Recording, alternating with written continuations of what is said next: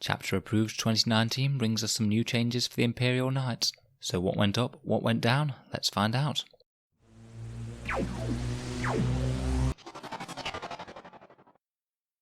Hello and welcome back to Auspex Tactics for another Imperial Knights tactical video. Now Imperial Knights don't have that many units or options compared with some of the armies out there, but Chapter Approved has brought us some decent changes to the Codex variant of the Imperial Knights. At first look, I don't believe that any of the Forge World Imperial Knights have changed in this update. I think that this is a bit of a shame, as they're still a little bit janky when compared with their regular Codex counterparts. Particularly, I think that the Porphyrion could use a bit of a points cut out of the ones that I've looked at myself. I think that the main reason that the Forge World Knights didn't get any adjustment was that their new Forge World updated rules came out reasonably late in the year. I believe that Games Workshop sends out their rules changes to be printed and chapter approved around about 6 months before the actual book is released, so there wouldn't have been any opportunity for them to include Forge World Knight changes in this book. I'm afraid they're going to have to hold on till next year, presuming no interim changes in the meantime. So then, what is new? Let's take a look. Most of the base Codex Knights stayed the same. The Valiant and the Castellan are entirely unchanged, unless my reading is wrong somewhere. And the standard Questoris pattern Knights, the ones toting guns and melee weapons, cost the same as well. One decent and welcome change was that armigers have gone down 15 points. The Helverin variety with the autocannons will now cost you 157, presuming you're taking a heavy stopper, and the Warglaive will cost you 147. I think that this was a really good change, as I was really struggling to find reason to include these guys compared with the big Questoris pattern Knights. And the Helverins in particular I felt were pretty much redundant when things like Scorpius Disintegrators and Tank Commanders exist, which definitely provided more firepower for the point in my opinion, though admittedly that is going outside of the Codex.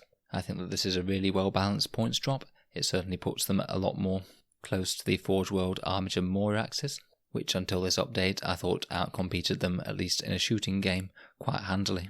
I think that we'll definitely be seeing more armigers on the table from this. It's a decent points adjustment, and one that isn't overpowered in my opinion. So overall I'm pleased with that. Secondly, we have a points drop for the Knight Preceptor and Canis Rex. Now if you've watched my videos on them earlier, when we looked at the Las Impulsor, it just really didn't stack up well at all against the Avenger Gatling Cannon, Rapid Fire Battle Cannon and Thermal Cannon. In my opinion it was the weakest of all the three options and also one of the most expensive. On the Knight Preceptor, it's now been pointed appropriately in my mind. It's now the cheapest out of the three options if you're just fielding a Knight Preceptor with a Las Impulsor and a Reaper Chainsword. And the Knight Preceptor with the Las Impulsor and Reaper Chainsword is the cheapest Knights you can buy points wise. I think that these guys now compete solidly. Taking a 45 point drop is really significant. These guys are now a lot cheaper and you can afford to cannonball them up the board and get mixed up in close combat a lot easier. At the previous points cost, I just thought that they were flat overpriced for what they did compared with the other Knights, so overall really solid change.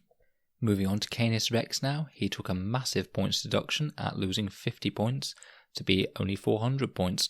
This is now really interesting as it puts him cheaper than the Knight Warden at base, which is pretty powerful, as he gets 2 up weapon skill and ballistic skill, and has his fancy power fist, as well as a couple of his other more minor tricks.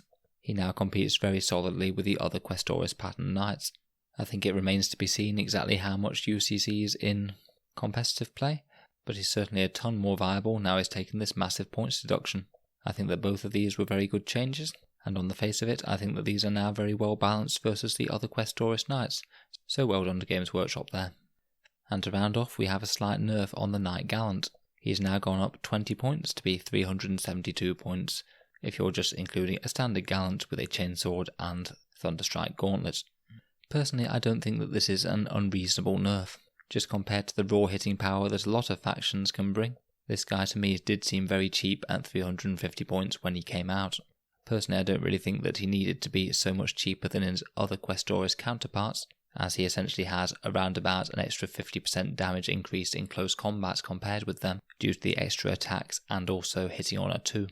This change will make the lowest cost triple Titanic Lance a little bit more expensive, as now both him and the Preceptor cost almost exactly the same points. So if you want 3 Titanic Knights, it's going to cost you at least 1110 points now. Personally, I think it's not an unreasonable change. I feel like the Gallants are still going to see play at this points cost, but this will mean that overall he's a bit less efficient for what he brings for you. So overall, I'm pretty happy with the changes. I think that in general they're all positive steps in the right direction. It would have been nice to see the Forge World Knights get some drops, but I understand why it hasn't happened in this update. It's going to be interesting seeing what this brings for Imperial Knights going into 2020. I feel we'll be seeing some more diverse units on the table. We'll be seeing Preceptors and Armigers a lot more than we used to. If I've made any errors with these points costs, please let me know down in the comments. It can be very fiddly going through a massive list of numbers and trying to see what's gone up or down, particularly when you're trying to compare the numbers to previous sources such as Chapter Approved and the Knights Codex, so I do apologise if I've made any mistakes. Other than that, let me know how you feel about the changes. In general, I'm very happy. Feel free to subscribe to Auspex Tactics if you'd like to see more like this, or to support me on Patreon if you'd like to support the channel. Thanks very much for listening, and I'll see you guys next time.